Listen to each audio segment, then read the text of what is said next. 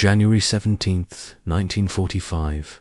The village lay under a cold, grey sky, its cobblestone streets fractured and choked with the remnants of a retreating army.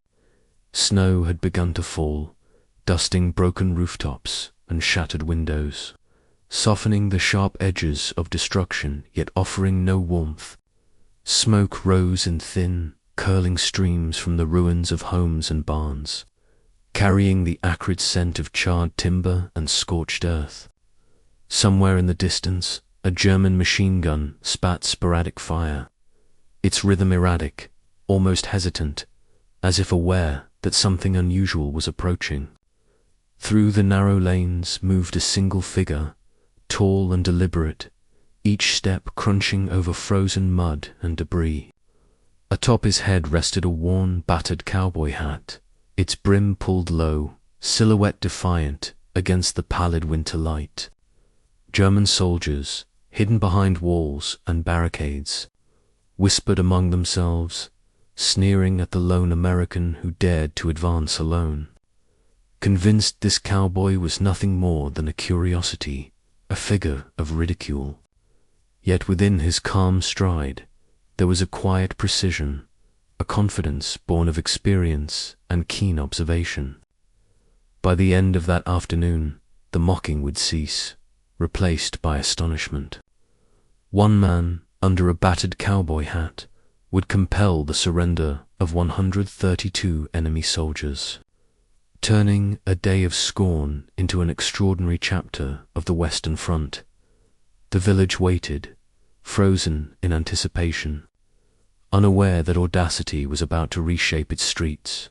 Winter 1944 had settled across the Western Front with a harshness that tested every soldier, every unit, every command, decision. The Normandy landings of June 1944 had shattered the German Atlantic Wall, and months of relentless Allied advance had pushed German forces back through France, leaving behind villages scarred by artillery, abandoned equipment, and burned homes. By December, the Wehrmacht had launched a desperate counteroffensive in the Ardennes, the Battle of the Bulge, forcing Allied units into a deadly game of attrition across forests, frozen rivers, and snowbound roads. Supply lines were strained. Communications were fragmented. Every village, every hill, every crossroads had become a potential flashpoint, a place where initiative and courage could tip the balance in either direction. In these conditions, small unit actions often carried disproportionate significance. American infantry companies, advancing along narrow lanes and hedge-lined fields, encountered pockets of German resistance that were well prepared, well armed, and trained to hold to the last man.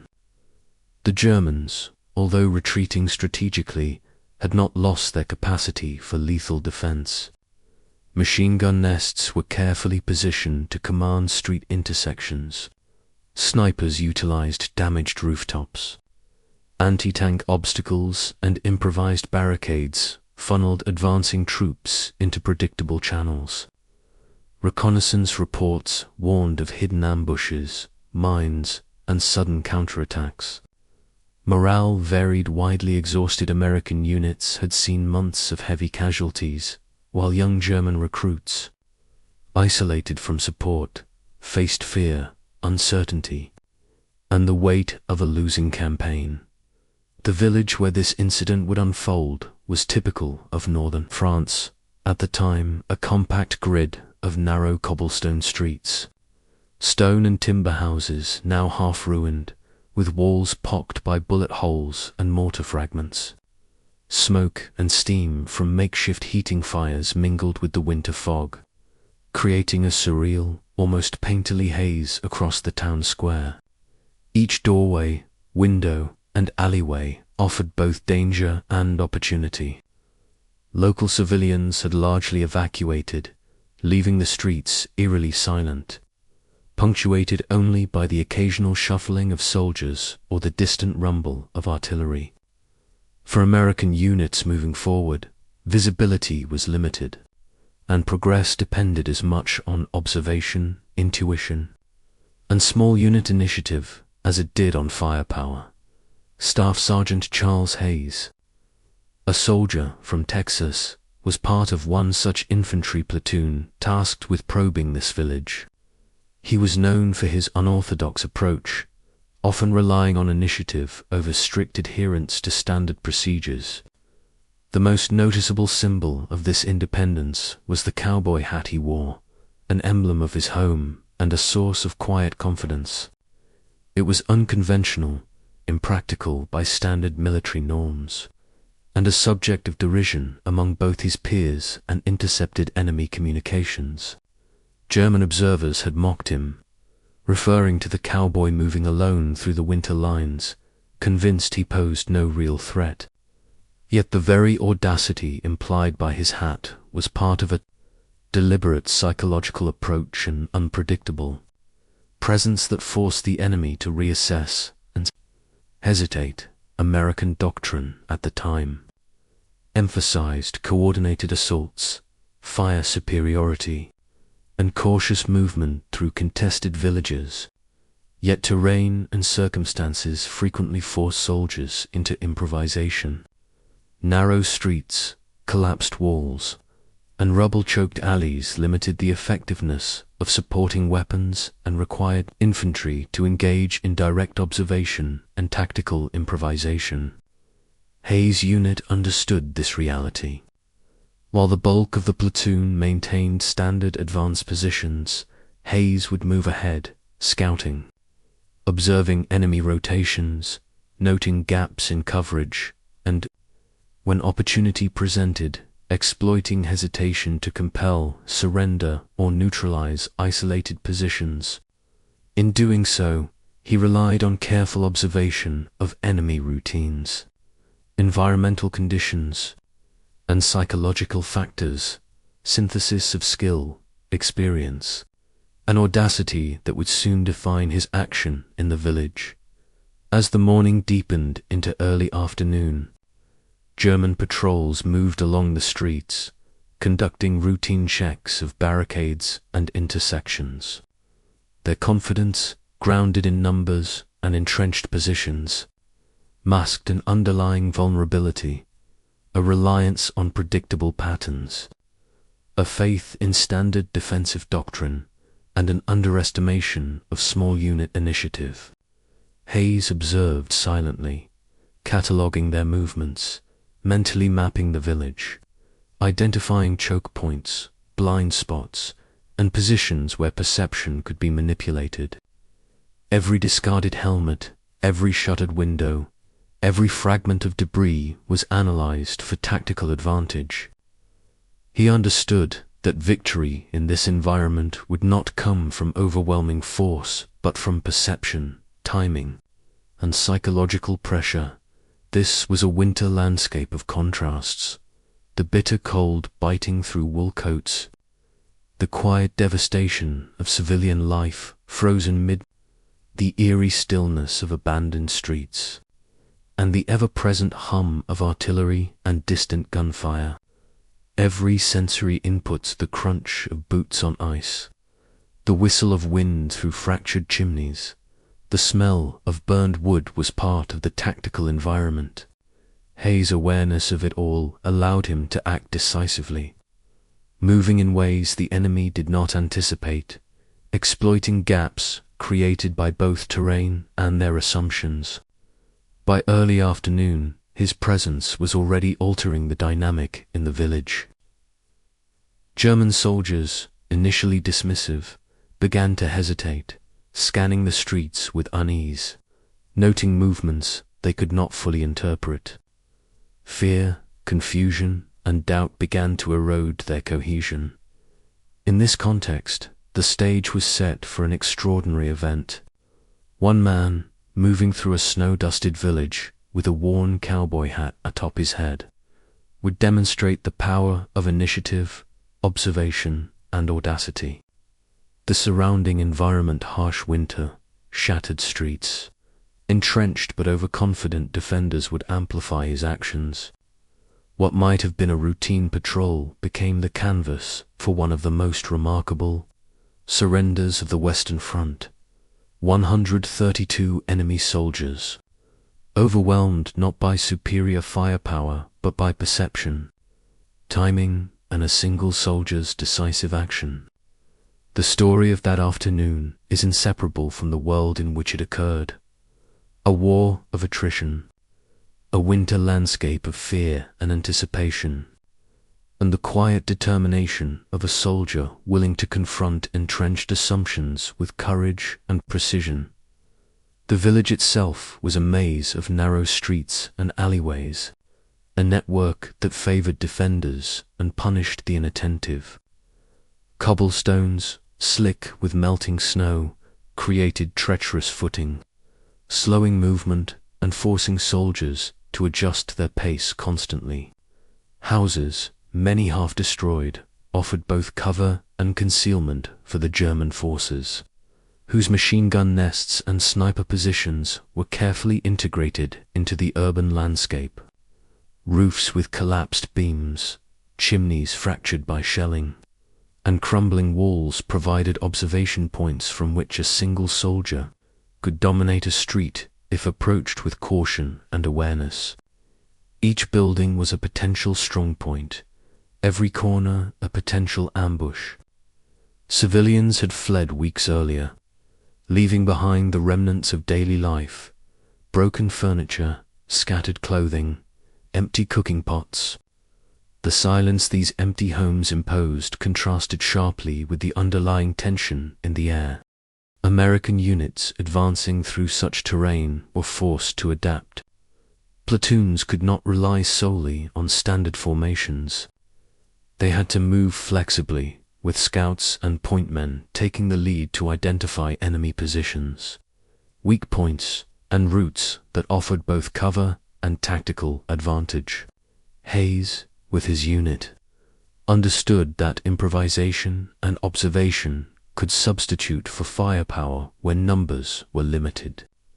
The challenge was to advance while minimizing exposure, maintaining situational awareness, and exploiting the enemy's assumptions. German soldiers were conditioned to expect attacks in conventional patterns, often from multiple directions with the support of artillery or nearby infantry. Hayes disrupted these expectations by moving independently, presenting himself in ways that amplified his presence and the perceived strength of his unit. Weather compounded the complexity. Winter temperatures hovered below freezing. Frost hardened the rubble, making it easier to step on but louder underfoot. Occasional gusts of wind carried the metallic scent of spent ammunition and the acrid smoke of smoldering buildings. Visibility was variable, with pockets of fog drifting through streets and alleyways, offering concealment but also obscuring potential threats. Every move required heightened awareness. The sound of a shifting shutter, a distant echo of boots on cobblestones, or the glint of sunlight on a weapon could reveal or betray positions. This environment demanded not only skill and courage, but also an acute understanding of human behavior under stress. Hayes' approach emphasized psychological leverage as much as tactical movement. The cowboy hat he wore, unconventional by military standards, became an inadvertent tool of intimidation and curiosity. German soldiers, aware of its presence from prior patrol reports, were unnerved not by its physical threat but by its symbolism. It suggested confidence, boldness, and a disregard for the expected norms of combat. As Hayes moved through streets and alleys, the hat made him instantly recognizable, giving him a distinct silhouette against the muted winter landscape. Each careful movement, pausing behind rubble, scanning windows, adjusting his position in sunlight and shadow, was calculated to maximize the impression of control. The Germans, isolated and outnumbered in the larger operational picture, relied heavily on defensive assumptions. Their doctrine emphasized coordinated resistance, mutual support, and the deterrent effect of entrenched positions. Yet within the village, these assumptions were vulnerable. Narrow streets restricted maneuverability, debris-blocked lines of fire, and rotations of patrols created temporary gaps in coverage. Hayes identified and exploited these gaps. He observed guard rotations, estimated reaction times, and noted the intervals at which snipers shifted positions. Each observation informed his next move, allowing him to apply pressure in a controlled, deliberate manner. Hayes' unit itself was small but disciplined. His fellow soldiers maintained support positions at key intersections and behind cover, ready to reinforce if needed, but largely allowing Hayes to take the lead. This reliance on a single point man was unusual, yet it reflected confidence in his judgment and understanding of battlefield psychology. Communication was sparse, relying on brief hand signals and predetermined cues, allowing the unit to maintain cohesion while minimizing noise and exposure. Hayes' autonomy, combined with the environmental and psychological conditions, created a scenario in which perception became as decisive as actual firepower by late morning. The dynamic within the village had shifted. German soldiers, initially confident in their numbers and positions, began to exhibit hesitation. Patrols slowed their movements, scanned their surroundings with greater frequency, and questioned the presence of the lone American moving through multiple streets in full view yet unengaged. Even minor missteps sent exposed shoulder or a shifted rifle could trigger disproportionate reactions, a result of fear amplified by uncertainty. Hayes' awareness of these reactions allowed him to manipulate enemy behavior further.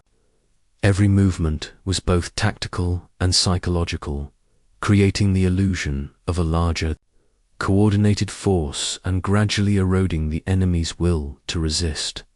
The terrain, the weather, the abandoned civilian environment, and the entrenched yet overconfident defenders converged to form the perfect stage for an extraordinary event. Hayes' approach, combining observation, initiative, and psychological acumen, was preparing to compel a surrender that would defy conventional expectations. The small village, a microcosm of the Western Front's winter chaos, would witness a demonstration of how audacity and skill could achieve results far beyond raw numbers or firepower. The groundwork was set, and by early afternoon, the village itself seemed to hold its breath, waiting for the decisive action that would turn ridicule into history. Winter in the village had transformed every street, every alley into a calculated challenge. The rubble-choked lanes forced careful steps, each one crunching sharply against ice-crusted stones, announcing presence even when silence was desired. Half-destroyed buildings offered both concealment and threat.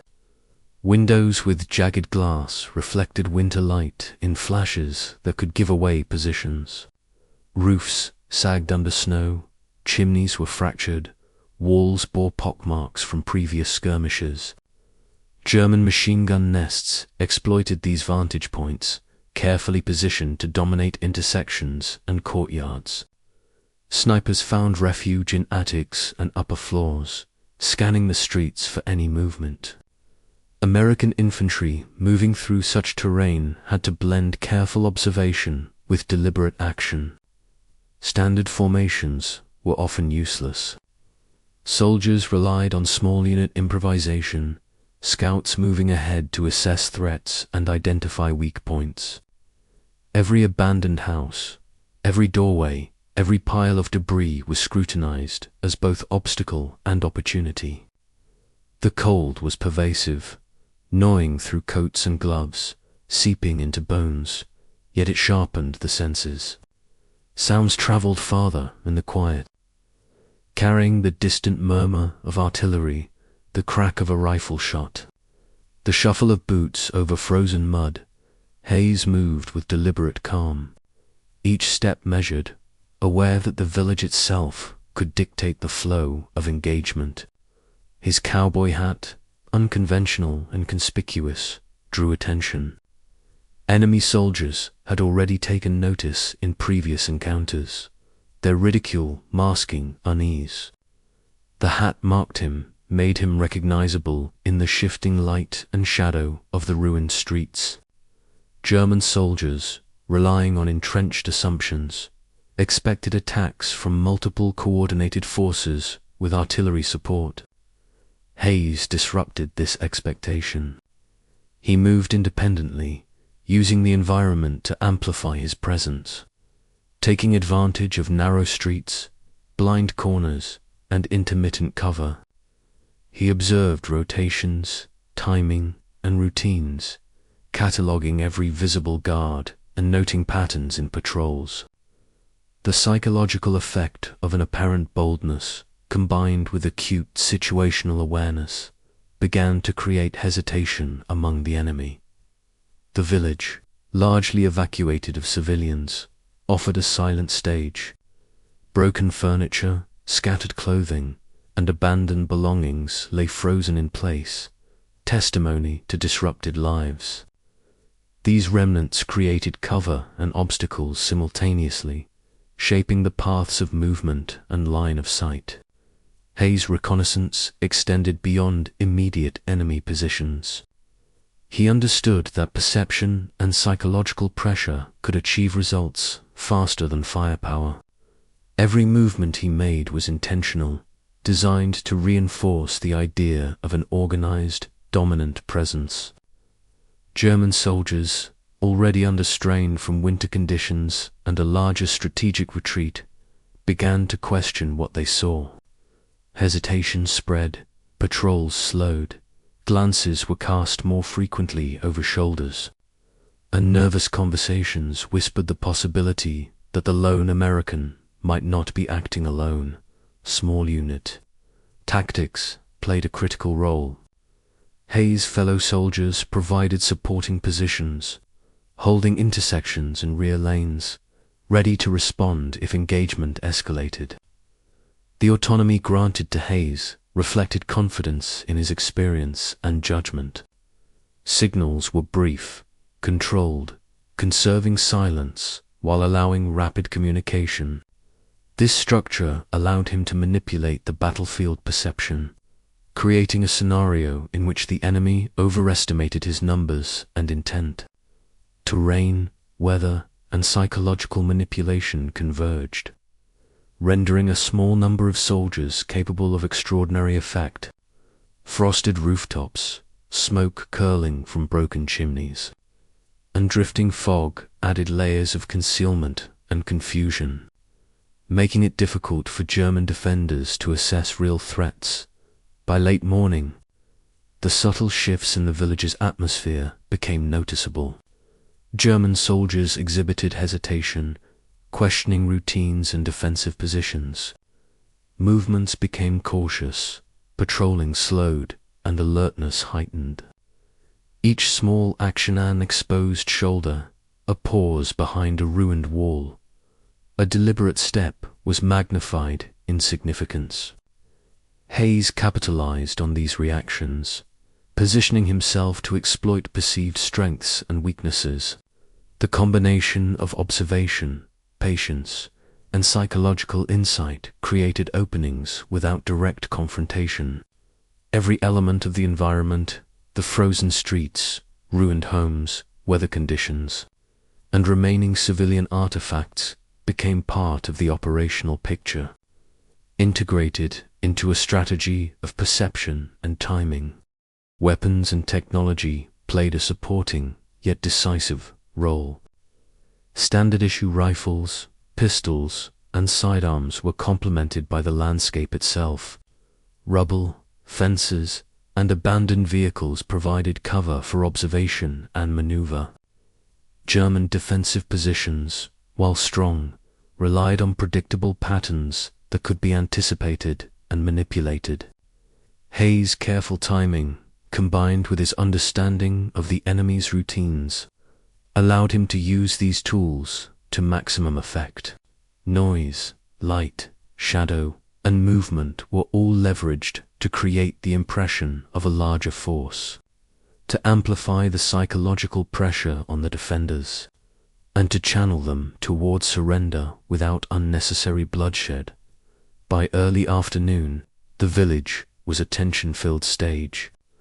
Every frozen street, shattered doorway, and roofline was under the scrutiny of one man whose audacity, skill, and observation would redefine the day's engagement. The German soldiers, once mocking the conspicuous cowboy hat, now hesitated, uncertainty growing with each passing minute. The interplay of terrain, weather, human psychology, and tactical awareness had shifted the advantage toward the audacious American soldier. The environment, carefully observed and navigated, had become an active participant in the unfolding events. Each step, each pause, and each careful observation built toward a decisive moment that would culminate in the surrender of over 100 enemy troops. An extraordinary testament to initiative, perception, and timing on the winter battlefield. By early afternoon, Hayes had moved deeper into the village, his every step deliberate, measured, and observant. The narrow streets funneled German defenders into predictable positions, and he used this knowledge to control the flow of the engagement. Shadows cast by partially collapsed rooftops and smoking chimneys provided concealment, while intermittent patches of sunlight highlighted his distinctive silhouette, reinforcing the impression of confidence and presence. He paused at key intersections, scanning windows, doorways, and rubble-strewn alleyways, cataloguing potential threats and noting gaps in coverage. German soldiers, expecting the cautious advance of an entire platoon, were caught off guard by the deliberate audacity of one man moving alone yet seemingly omnipresent. Hayes relied as much on perception as on firepower. At a ruined corner where two streets met, he positioned himself in clear view of a small group of German defenders. He moved slowly, tilting his head, allowing them to see his face beneath the wide brim of his cowboy hat, unflinching, calm, and calculated. The soldiers hesitated, questioning what they saw. Was he alone, or part of a larger unseen force? The psychological pressure was immediate. Fear, uncertainty, and the innate human response to perceived danger began to override training and doctrine. Within minutes, the first German soldier lowered his weapon, and another followed, signaling a domino effect that Hayes had predicted. He continued methodically, moving from street to street, exploiting every hesitation, every break in defensive routine. Patrols that had been moving confidently through the village froze, unsure whether to advance, retreat, or surrender. Hayes' understanding of enemy psychology, his awareness of terrain, and the careful manipulation of visibility allowed him to compel surrender without a firefight in many instances. The narrow, debris-filled streets magnified his presence. Every footstep, every shadow cast by the low winter sun, every motion of his distinctive hat created a perception of control far beyond his numbers. The surrender of the first groups emboldened Hayes, reinforcing the psychological effect on remaining German forces. His approach combined observation, precise movement, and calculated pauses that created the illusion of encirclement. Soldiers in rooftop positions, expecting to cover intersections with interlocking fields of fire, found themselves hesitating as their line of sight revealed no additional attackers, yet conveyed an unnerving sense of being watched and anticipated. Each pause, each step, and each deliberate glance allowed Hayes to consolidate control over the battlefield. By mid-afternoon, The village was effectively under his influence. German defenders, totaling 132 men, faced a situation that contradicted every expectation. Their positions were tactically sound, yet their perception of threat had been manipulated so completely that surrender became the rational choice. Hayes moved through the streets, signaling, gesturing, and positioning himself with such precision that even those reluctant to comply could see the futility of resistance. The combination of audacity, careful observation, psychological insight, and environmental manipulation culminated in a near-total surrender, without significant casualties. The event was a testament to the power of initiative on the Western Front. One soldier, exploiting terrain, weather, and human psychology, compelled a force far larger than himself to submit.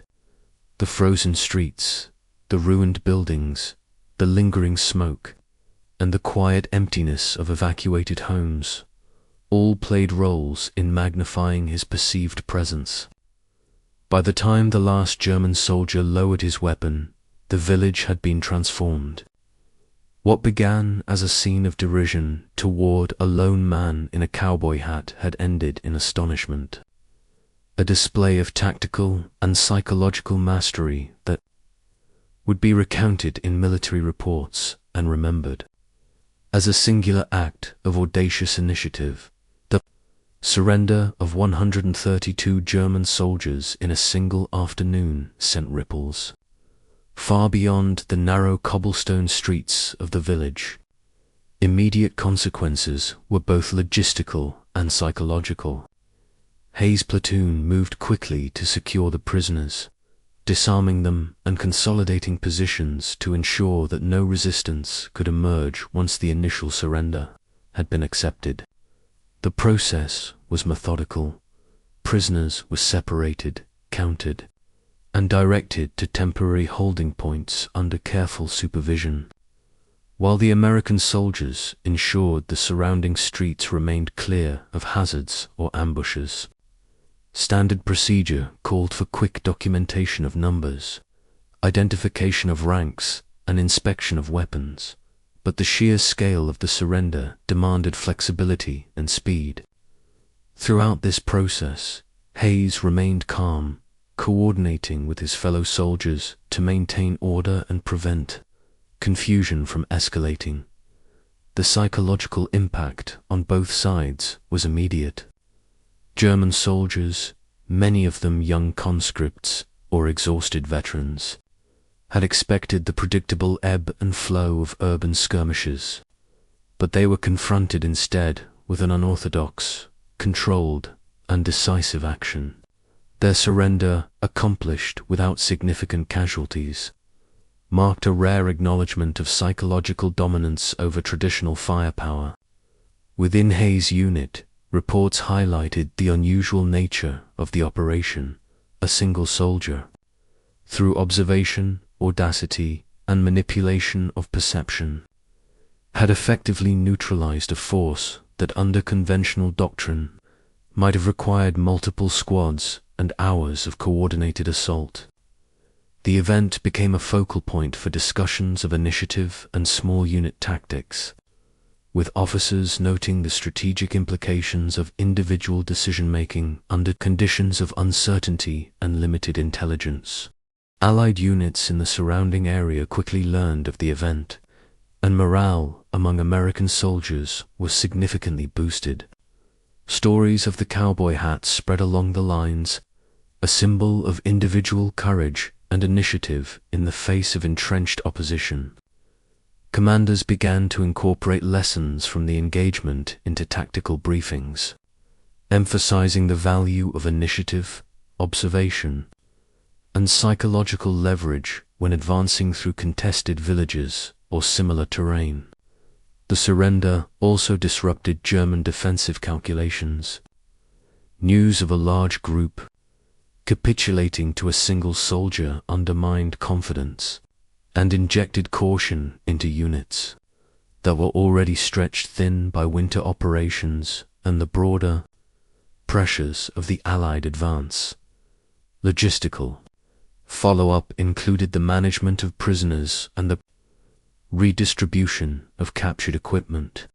Rifles, sidearms, and limited supplies were catalogued and transported to re-echelon facilities for processing. Some of the surrendered soldiers were integrated into standard prisoner-of-war protocols, transported to established camps under the supervision of Allied military police. Hayes' unit, meanwhile, resumed operations with heightened vigilance, aware that the psychological effect of the surrender would be temporary and that nearby enemy forces could attempt to reassert control. Yet the immediate aftermath confirmed a clear tactical and psychological victory. The village was secured, casualties were minimal, and morale, both local and unit-wide, was reinforced. Beyond the immediate tactical and operational outcomes, the surrender offered strategic lessons in perception and initiative. Military reports emphasized that control over the battlefield is not solely a function of numbers or firepower, but of information, timing, and psychological awareness.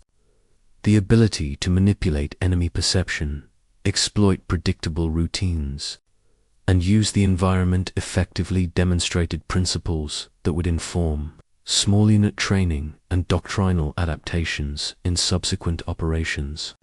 Hayes' example illustrated that a combination of careful observation, audacious action, and an understanding of human behavior could achieve disproportionate results. A lesson studied in after-action reports and internal reviews of winter operations. Civilian perception also played a subtle role. The local population, returning to abandoned homes or observing the aftermath from safe distances, witnessed the surrender as evidence of American capability and decisiveness. Although largely removed from the direct fighting, their observation reinforced confidence in the advancing Allied forces. Reports collected from returning villagers noted a mix of relief and awe, reflecting the psychological impact of a decisive, bloodless engagement. As evening approached, Hayes' unit consolidated positions, reporting the results to higher command. Officers took note of the precise movements, decision points, and psychological tactics employed during the engagement. The surrender of 132 troops by a single soldier became a case study in initiative and audacity, demonstrating that under the right conditions, even isolated action could yield extraordinary outcomes. The winter landscape, the ruined village, the disciplined yet unconventional approach, and the awareness of human psychology had all contributed to a decisive, historically significant event that would resonate far beyond the immediate battlefield. The afternoon's events settled into quiet as the village absorbed the weight of what had occurred. Snow continued to drift across broken rooftops and cobblestone streets, softening the harsh edges of destruction, yet leaving the traces of human presence indelibly marked. Hayes removed his hat briefly, brushing off frost and debris. A solitary figure standing amidst streets once filled with tension, now empty of resistance. The surrender of 132 enemy soldiers had not only shifted the tactical situation, but also offered a profound reflection on the nature of courage, initiative, and human perception in warfare. One man, acting with observation, audacity, and deliberate calm, had altered the course of a small part of the Western Front, reminding all who witnessed it that leadership and decisiveness often operate beyond mere numbers. In the frozen silence, the lesson was clear. Warfare is as much a contest of minds as of firepower. The ability to read the environment, understand enemy behavior, and act decisively under pressure can yield outcomes far greater than conventional expectations. Hayes' cowboy hat, once a source of ridicule, became a symbol of individuality, confidence, and calculated risk. It was a reminder that in the chaos of war, psychological presence can be as potent as rifles and artillery, that perception can redefine engagements, and that courage need not be loud to be profoundly effective. The village itself, scarred and silent, bore witness to the human dimension of conflict. It had seen fear, hesitation, and surrender without bloodshed, encapsulating the complex interplay between terrain, circumstance, and human psychology. For soldiers on both sides, the event became a benchmark of initiative, inspiring reflections on how audacity and skill could transform moments of uncertainty into decisive advantage. In the broader sweep of history, it served as a case study in leadership under conditions of incomplete information, the power of observation, and the extraordinary impact of individual action, even as the war pressed onward. The story of that winter afternoon remained a testament to human ingenuity and resolve. The quiet streets, the drifting snow, and the remnants of battle held lessons that transcended the immediate tactical gain.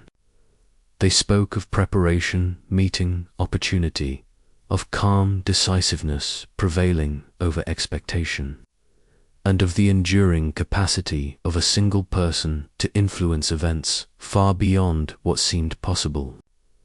In that sense, the surrender of 132 enemy troops under a lone cowboy hat was more than an isolated incident. It was a reflection of the human spirit at its most perceptive, resilient, and extraordinary, leaving an imprint on history that endures long after the echoes of gunfire have faded.